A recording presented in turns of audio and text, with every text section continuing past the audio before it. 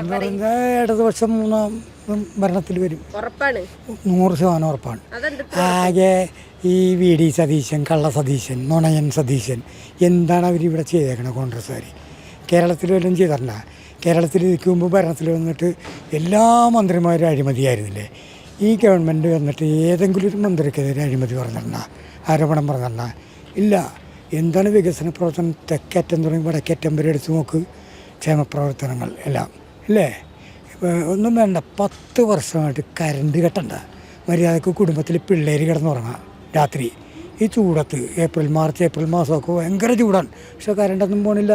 അതൊക്കെ തന്നെ ഏറ്റവും വലിയ കാര്യം. പിന്നെ ഈ ഞാൻ ജാതി പറയില്ല, ക്രിസ്ത്യൻ സമുദായത്തിൽ തന്നെ കന്യാസ്ത്രീ അമ്മക്കൊക്കെ അവർക്ക് പെൻഷൻ കൊടുക്കാമെന്ന് പറഞ്ഞാൽ വലിയൊരു കാര്യമാണ്.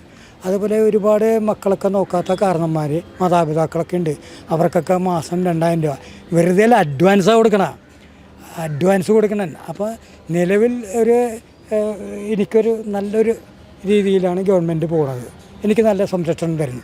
ഞാൻ ഒരു പരീക്ഷണത്തിന് മുതിരണ എന്തിനാണ് കോൺഗ്രസിനെ കൊണ്ടുവന്ന്? ഇപ്പം തന്നെ തമ്മിലടി എന്ന് പറയുമ്പോൾ 3 മുഖ്യമന്ത്രിമാരാണ്. ഈ വി ഡി സതീശനെന്ന് ആക്കൂല. ഇപ്പം തന്നെ പറവൂർ തന്നെ വലിയ കുഴപ്പത്തിലാണ്.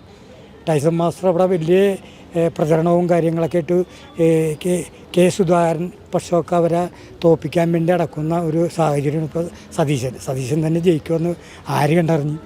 അതുകൊണ്ട് കേരളത്തിൽ 3ാം ഊഴം LDF സർക്കാരിന് ഉറപ്പാണ്.